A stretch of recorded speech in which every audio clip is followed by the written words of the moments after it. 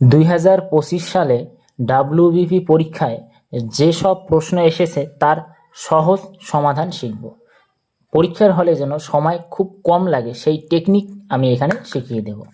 তো দেখো আজকের প্রথম প্রশ্ন কি হচ্ছে যে 5 এর পাওয়ার কি a প্লাস বি সমান 5 ইন্টু 25 ইন্টু 125 হয়, তবে a প্লাস বি তার হোল স্কোয়ারের সূত্র কি বা এর মান কত সেটা চাইছে। সে পরের কথা, যা আছে আমরা সেটা লিখে নিলাম।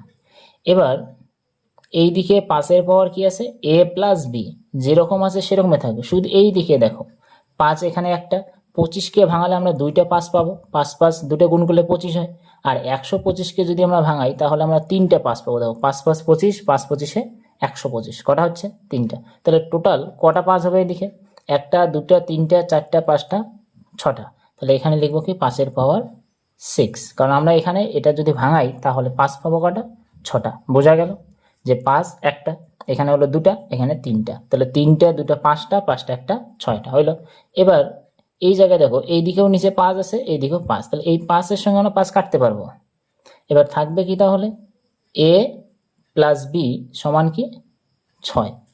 এরপর উত্তর কি চাইছে লক্ষ্য করো, a প্লাস বি তার হোল স্কোয়ার আছে, তাহলে আমরা এখানে যদি স্কোয়ার করি তাহলে এই দিকেও আমার কি করতে হবে স্কোয়ার, আর এটার মান জিজ্ঞাসা করছে, তাহলে 6 এর স্কোয়ার মানে কি দুটা 6, 6 ইন্টু 6, তাহলে 6 6 গুণ করলে কত হচ্ছে 36, তাহলে অপশান কি এ।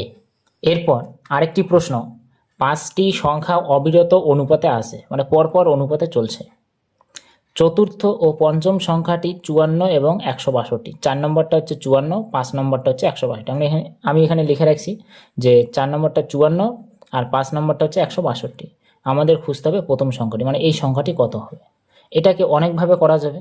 দেখো আমি কি করে করাচ্ছি, চতুর্থ থেকে পঞ্চম, চতুর্থকে দেখো আমরা যদি 3 দিয়ে গুণ করি তবে দেখো এটা পাবো।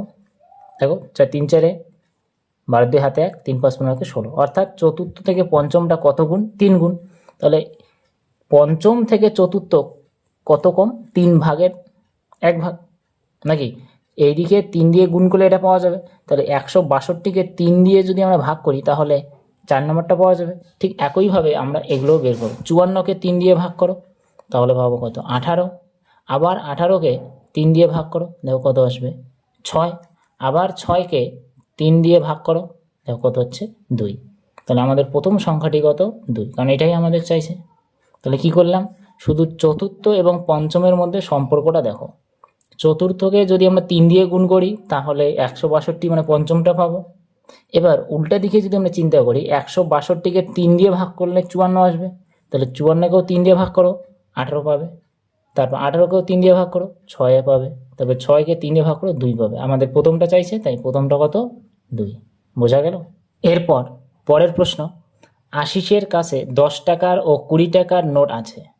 যদি 20 টাকার নোটের সংখ্যা 10 টাকার নোটের সংখ্যার দ্বিগুণ হয়, এই যে এখানেই ভেজালটা বাড়ছে কি, যে 20 টাকার নোট কার দ্বিগুণ 10 টাকার নোটের সংখ্যার দ্বিগুণ, মানে 10 টাকার নোট যতগুলি হবে তাকে 2 দিয়ে গুণ করলে, এই যে দ্বিগুণ তাকে 2 দিয়ে যদি গুণ করি তাহলে 20 টাকার নোট হবে, এবং তার কাছে মোট 3250 টাকা থাকে। 20 টাকা এবং 10 টাকা নোট সবগুলো মিলে তার কাছে কত টাকা আছে 3250 টাকা। তাহলে তার কাছে মোট কতগুলি নোট আছে, নোটের সংখ্যা বের করতে হবে। এটা কি করে করব, প্রশ্নে 10 টাকার নোট এবং 20 টাকার নোট আছে। এবার এই দুটি নোটের মধ্যে একটা সম্পর্ক আছে, 10 টাকার নোটের কত গুণ দ্বিগুণ, তাহলে আমরা মনে করলাম 10 টাকার নোট আছে একটি, তাহলে 20 টাকার নোট কয়টি হবে, প্রশ্ন বলছে দ্বিগুণ, তাহলে একে 2 দিয়ে যদি আমরা গুণ করি তাহলে কত হবে 2 একে 2, মানে দুটি হবে। 10 টাকার নোট যদি একটি হয় 20 টাকার নোটের সংখ্যা হবে দুটি। এবার এটা তো টাকার পরিমাণ তাই না। আচ্ছা মনে করো তোমার কাছে 10 টাকার নোট আছে একটি, তাহলে টাকা কত, একটি যদি 10 টাকার নোট হয় তাহলে টাকা হবে 10 টাকা নাকি। আর যদি দুটি 20 টাকার নোট হয় তাহলে টাকা হবে কত 40 টাকা, কারণ একটা মানে 20 টাকা, দুটা মানে 40 টাকা। তাহলে মোট টাকা কত হচ্ছে 50 টাকা, মানে 10 টাকার নোট একটা এবং 20 টাকার নোট দুটা যদি হয় তাহলে মোট টাকা হবে কত 50 টাকা। কিন্তু প্রশ্ন বলছে না মোট টাকা কত 3250, তাহলে 50কে কত দিয়ে গুণ করলে 3250 হবে, 50-এর কত গুণ, 0 0 কাটবে, 5 দিয়ে যদি এটাকে ভাগ করি 5 6 30, 5 5 25, কত হচ্ছে 65। অর্থাৎ আমরা যে পাইলাম 50 টাকা, এই 50-এর কত গুণ এটা? 65 গুণ। তাহলে আমাদের চাইছে কি নোটের সংখ্যা, তাহলে নোট কয়টি আছে? 10 টাকার নোট 1টি, 20 টাকার নোট 2টি, তাহলে টোটালে যোগ করলে কয়টি হবে? 3টি। কিন্তু মূল্যর কত গুণ? 65 গুণ, তাই এটাকেও 65 দিয়ে গুণ করো, তাহলেই নোটের সংখ্যা আসবে। 3 5 15, 5 হাতে 1, 3 6 18, 18 1 19, কত হলো? 195, অপশান সি। বোঝা গেল যে মূল্যর যত গুণ হবে তাহলে নোটও তার তত গুণ হবে, ওই অনুযায়ী এটা করা হলো। এরপর আরেকটি প্রশ্ন 4 নম্বর, একটি শ্রেণীর 24 জন বালকের বয়সের গড় হলো 11 বছর। যখন তাদের শিক্ষকের বয়স যোগ করা হয় তখন গড় বয়স 1 বছর বেড়ে যায়, মানে আগে গড় ছিল 11, এখন গড় বয়স 1 বেড়ে গেছে, মানে 12 হয়েছে। তাহলে শিক্ষকের বয়স কত? প্রথমে ছিল কতজন? 24 জন। এদের গড় বয়স কত? 11 বছর। গড় কথার মানে প্রত্যেকেরই বয়স হচ্ছে কত? 11 বছর। একজনের 11, দ্বিতীয় জন যে আছে তারও 11, তৃতীয় জন 11, তাহলে এরকম করে কতজন আছে? 24 জন। তাহলে আমরা একে 24 দিয়ে যদি গুণ করি তাহলে আমরা পাবো মোট বয়স, তাহলে এটাকে 24 দিয়ে গুণ করে দেব। তাহলে গুণ যদি করি, আচ্ছা আরেকটা কথা, এখানে আরেকটা নিয়ম আসলো, দেখো কি, যদি কোনো সংখ্যাকে 11 দ্বারা গুণ হয় সেক্ষেত্রে আমরা কি করে করব? যাকে গুণ করব 4 আছে 4 লিখব, তারপর এদিক থেকে যোগ করব, 4 এর 2 6, তারপরে 2 এর সামনে কিছু নাই তো 2 আর 2 2 থাকবে। কি করলাম, ধরো আরেকটা আমি লিখলাম 2 3 5 গুণন কত? 11। এটার গুণফল কি হবে? 5 আছে 5 লিখব, তারপরে যোগ করব 5 আর 3 8, তারপরে 3 আর 2 5, তারপরে 2 এর আগে কিছু নেই তাই 2, এটা হলো গুণফল। বোঝা গেল? তাহলে আমরা 24 জন যে বালক ছিল তাদের গড় বয়স ছিল 11, তাহলে তাদের মোট বয়স কত? 264 বছর। এরপর তাদের শিক্ষকের বয়স যোগ করা হয়, তাহলে আগে ছিল কত? 24 জন, সাথে একজন শিক্ষক যোগ করা হলো, তাহলে কতজন হলো টোটাল? 25 জন। সেক্ষেত্রে গড় কত হয়? 1 বছর বেড়ে যায়। তাহলে আগে গড় ছিল কত? 11, তাহলে 11 থেকে 1 বাড়লো মানে কত হলো? এখন গড় বয়স হলো কত? 12 বছর। কিন্তু ব্যক্তি কজন আছে এখন? 25 জন, তাহলে একে 25 দিয়ে গুণ করো, তাহলে মোট বয়স আসবে। তাহলে 12 25 গুণ করলে কত হচ্ছে? 300। মানে যখন 24 জন বালক ছিল তখন তাদের বয়স, মোট বয়স সবারই বয়স যোগ করলে কত হয়? 264। যখন একজন শিক্ষক যোগ দিল তাহলে লোকের সংখ্যা কত হলো? 25 জন, তখন বয়স কত হয়? যোগফল 300। এবার চাইছে কি শিক্ষকের বয়স, এখানে শিক্ষকের বয়স নেই, এখানে শিক্ষকের বয়স আছে, তাহলে এখান থেকে এটা বাদ দিয়ে দাও। 300 আর 264 বিয়োগ করলে কত হবে? 6 হাতে 1 আসবে, তাহলে হচ্ছে 7 3 36, কত হইল? 36, অপশান ডি। এরপর আরেকটি প্রশ্ন, একজন বিক্রেতা তার বিক্রয়যোগ্য সামগ্রীর ক্রয় মূল্যের উপর 20% বর্ধিত হারে দাম নির্দিষ্ট করে, মানে যত টাকায় কিনে আনে তার 20% বেশি করে দাম লিখে রাখে এবং বিক্রয় করার সময় নির্দিষ্ট দামের উপর 15% ছাড় দেয়। অর্থাৎ যত দাম বাড়িয়ে লিখে রাখছে তার থেকে আবার 15% ছাড় দিয়ে সে বিক্রি করে। তাহলে বিক্রেতার, মানে যে বিক্রি করছে, তার শতকরা লাভ হবে নাকি ক্ষতি হবে? এটা কি করে করব? খুবই সহজ বিষয়। প্রথমে বলছে কিনে আনা মূল্যের উপর কত পার্সেন্ট বাড়িয়ে দেওয়া হয়েছে? 20%। আমরা মনে করলাম এই ক্রয় মূল্যটাকে 100, যে সে 100 টাকায় কিনে এনেছে, সে 100 টাকায় কিনে এনে কত পার্সেন্ট দাম বাড়িয়েছে? 20%। যেহেতু 100 ধরেছি তাহলে 100-র 20% মানে 20 টাকায় বাড়বে, তার মানে কত হবে? 120 টাকা সে লিখে রাখছে। কথা বোঝা গেল? যেহেতু আমরা এটাকে 100 ধরছি তাহলে 20% মানে সেটা শুধু 20 বাড়বে। যদি আমরা এটা 100 না ধরে অন্য কিছু ধরি তখন কিন্তু পার্সেন্টেজ বের করতে হবে, যেমনটা এরপর হবে। দেখো এরপর সে কী করলো, যে বিক্রি করার সময় 15% ছাড় দিল, লিখে রাখছে কত বর্তমানে? 120। এখান থেকে সে কী করবে? 15% ছাড় দেবে। এবার কিন্তু আমরা এখান থেকে যদি 15% ছাড় দেয় মানে দাম কমবে, 15% কমবে, কিন্তু ডাইরেক্ট 15 বা সরাসরি 15 কমানো যাবে না। কেন? কারণ এখানে 100 নেই, এখানে কত আছে? 120। যেমনটা এখানে ছিল 100, তাই সরাসরি 20 যোগ করে আমরা 120 করছিলাম, কিন্তু এখানে করা যাবে না। তাহলে এবার এর থেকে আমরা কি 15% বাদ দেবো। কি করে? 120 আছে 120 লিখবো, ইন্টু 15% কমবে, তাহলে পার্সেন্টেজ আছে মানে 100-তে 15 কমবে মানে কত হবে?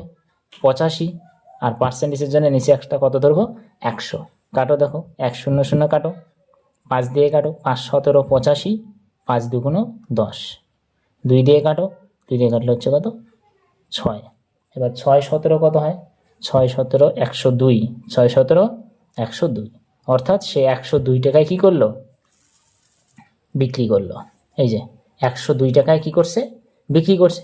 তাহলে সে কিনে এনেছিল কত 100 টাকায়, দাম বাড়িয়ে রেখেছিল 120 টাকা, সেখান থেকে 15% ছাড় দিল, তাহলে দাম আসলে কত, বিক্রয় মূল্য 120।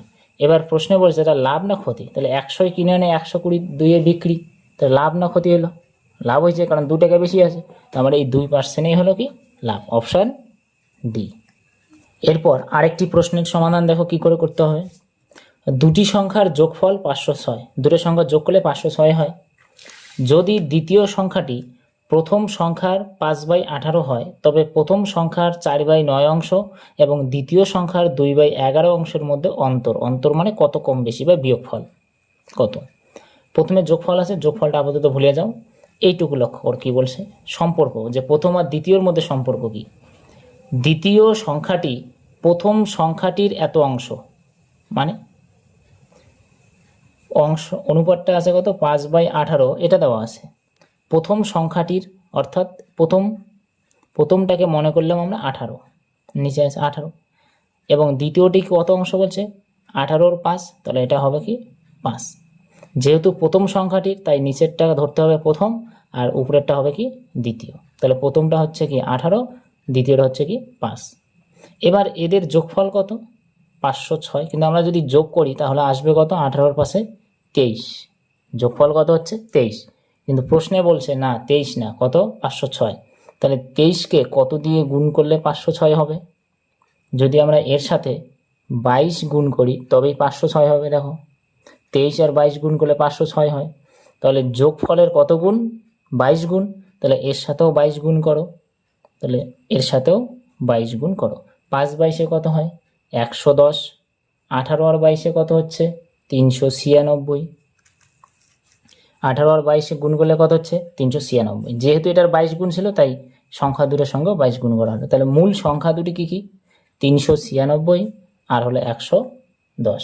এবারে প্রশ্নে বলছে কি প্রথম সংখ্যার 4/9 অংশ আর দ্বিতীয় সংখ্যার 2/11 অংশ, তাহলে এর 4/9 অংশ, এর 2/11 অংশ, তাহলে ইনটু অংশ বের করার জন্য গুণ হয়, এর কত অংশ 2/11 অংশ, 9 দিয়ে এটাকে ভাগ করো, 9 দিয়ে ভাগ করে 4 9 36, 4 দুটো 4, 44 আর 4 গুণ করলে কত হবে 44 আর 4 গুণ 176, আর এই দিকে 11 দিয়ে কাটলে 11কে 11, একটা 0 10, 10 দিয়ে কত হচ্ছে 20। এবার প্রশ্নে কি বলছিল এদের অন্তর, তাহলে এই দুটোর অন্তর মানে বিয়োগ করো, তাহলে এই দুটো যদি আমরা বিয়োগ করি কত আসবে 156, তাহলে উত্তর কত 156, অপশান ডি। বোঝা গেল। এরপর 7 নম্বর প্রশ্ন দেখো কি বলছে 2a = 3b = 4c, যদি হয় তাহলে a:b:c কত। তাহলে যা আছে আমরা সেটা লিখে নিলাম। দেখো এরকম যদি আমরা দেখি এবং সেখান থেকে a b c এর অনুপাত চাই, এটাকে শর্টকাটে করা যায় কীরকম, যখন এরটা বের করব তখন এটা বাদ দিব, বাদ দিয়ে বাকি সংখ্যা দুটো গুণ করব, 3 4 12। যখন বি এরটা বের করবো তখন বিটা বাদ দিয়ে গুণ করবো, 4 2 8। যখন সি এরটা বের করব তখন সি এরটা বাদ দিব, তাহলে 3 আর 2 কত হচ্ছে 6। বোঝা গেল। যদি এ বের করি এ বাদ দিয়ে গুণ, যদি বি বের করি তাহলে বিটাকে বাদ দিয়ে গুণ, সি বের করলে সিকে বাদ দিয়ে গুণ। এবার দেখবো যে কাটাকুটি করে যায় কিনা, 2 দিয়ে প্রত্যেকটাকে ভাগ যায়, 6 2 12, 4 2 8, 3 2 6, তাহলে কত হলো 4 6 3, কত নম্বর অপশনে আছে, সরি 6 4 3, 6 4 3 হচ্ছে অপশন ডি, তাহলে অপশন ডি হবে উত্তর।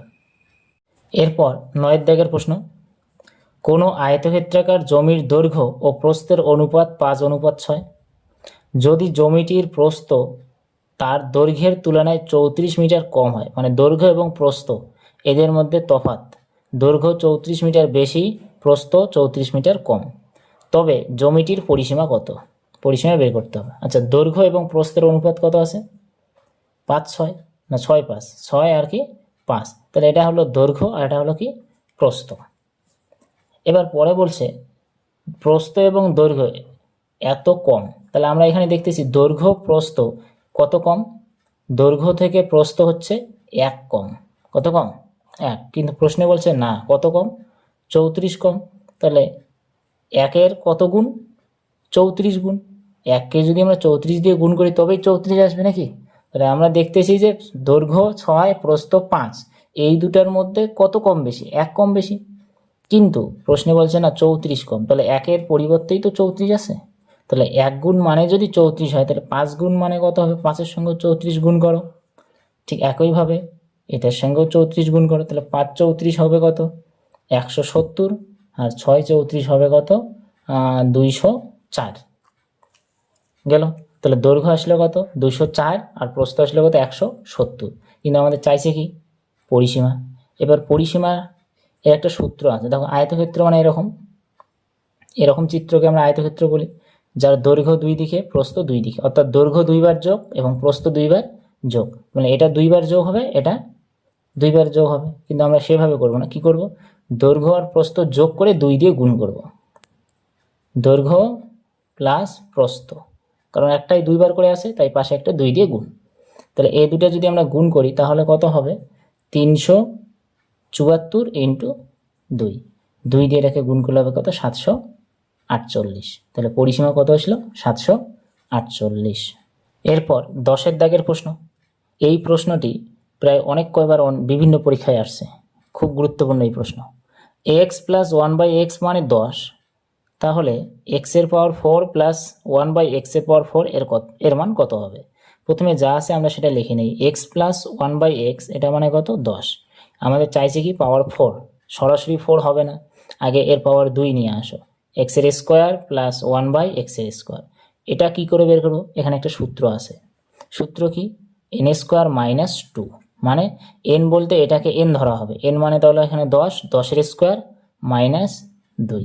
10-এর স্কোয়ার কত হয়? 100। 100 থেকে 2 বাদ দিয়ে দাও, তাহলে কত হচ্ছে? 98। বোঝা গেল? শুধু এইটুকু মনে রাখবে যে n স্কোয়ার মাইনাস 2। n বলতে কি? যা দেওয়া থাকবে 10, 10-এর স্কোয়ার করলে 100, 100 থেকে 2 বাদ দাও, কত হচ্ছে? 98। অর্থাৎ যদি এটা স্কোয়ারের মান হইতো তাহলে উত্তর হবে কত? 98। কিন্তু আছে কি? 4। তাহলে এবার আমরা যদি এর স্কোয়ার করি তাহলেই সে 4 হবে। তাহলে x-এর পাওয়ার 4 প্লাস 1/x-এর পাওয়ার 4, এটা কি করে করব? এটাও সেম। এখানে n মানে কত হবে এবার? 98। তাহলে 98-এর স্কোয়ার মাইনাস কত? 2।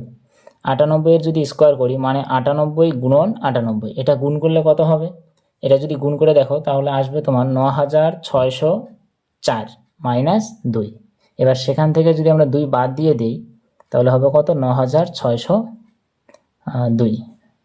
9602 অপশান কত নম্বর অপশানে আছে? 9602 অপশান সি। বোঝা গেল? শুধু এই সূত্রটা মনে রাখবে, n স্কোয়ার মাইনাস 2। এরপর আজকের লাস্ট প্রশ্ন, একটু প্রশ্নটি বড়, দেখো কি বলছে। দুটি গাড়ি এ ও বি একই সময়ে একই স্থান থেকে বিপরীত দিকে যাত্রা শুরু করে। বিপরীত কথার মানে একটা যদি এই দিকে যায় তাহলে আর একটা এই দিকে যাবে, দুটা 2 দিকে চলছে। যদি এ এর গতিবেগ, মানে যেটা এই দিকে যাচ্ছে ধরলাম, সেটার গতিবেগ হচ্ছে 34.5 কিমি প্রতি ঘন্টা, মানে 1 ঘন্টায় সে 34.5 কিমি যেতে পারে। আর বি এর গতিবেগ 41.5 কিমি, অর্থাৎ এই দিকে যেটা যাচ্ছে সেটার গতিবেগ কত? 41.5 কিমি। তবে কত ঘন্টা পরে তারা পরস্পরের থেকে 684 কিমি দূরে থাকবে? মানে তাদের মাঝের দূরত্ব 684 কিমি কত ঘন্টা পরে হবে? আচ্ছা, যেহেতু বিপরীত দিকে যাচ্ছে, একটা এই দিকে আর একটা এই দিকে, তাহলে 1 ঘন্টায় দূরত্ব কত হবে? এদের যোগফল। কেন? কারণ এ 34.5 কিমি দূরে সরে যাচ্ছে, আবার বিও এই দিকে 41.5 কিমি দূরে সরে যাচ্ছে। তাহলে যেহেতু বিপরীত, তাই এই গতিবেগ দুটাকে প্লাস করে নাও। তাহলে যদি আমরা এটা প্লাস করি, 5 × 10 শূন্য, হাতে 1 হবে, 0.456 4 3 7, অর্থাৎ 76 কিমি প্রতি ঘন্টা। অর্থাৎ তাদের মধ্যে 1 ঘন্টায় দূরত্ব হবে কত কিমি? 76 কিমি। যদি 1 ঘন্টা চলে আর কি, তাহলে গাড়ি দুটির মধ্যে দূরত্ব কত হবে? টোটাল 76 কিমি। কিন্তু তাদের মধ্যে মোট দূরত্ব কত? 684 কিমি হয়ে গেছে। তাহলে 1 ঘন্টায় যদি তারা 76 কিমি যায় মানে দূরত্ব হয়, তাহলে এত কিমি যেতে তাদের কত সময় লাগবে? শুধু ভাগ করে দাও, তাহলেই পাওয়া যাবে। কারণ এটা মোট দূরত্ব আর এটা হচ্ছে 1 ঘন্টার দূরত্ব। তাহলে 76 দিয়ে যদি মোট দূরত্বকে আমরা ভাগ করি তাহলে আসবে কত? 9। অর্থাৎ 9 ঘন্টায় তাদের মধ্যে দূরত্ব কত হবে? 684 কিমি। Option C. আজকে এই পর্যন্তই, দেখা হচ্ছে পরের ভিডিওতে।